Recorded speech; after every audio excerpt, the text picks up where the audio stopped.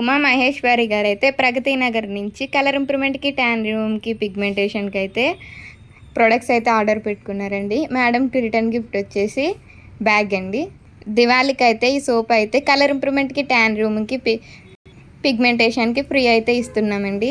ఈ సోప్స్ ఎలా యూస్ చేయాలంటే మార్నింగ్ లేదా నైట్ ఫేస్ వాష్ చేసుకోవచ్చు, లేదంటే ఫుల్ బాడీ కూడా యూస్ చేయొచ్చు.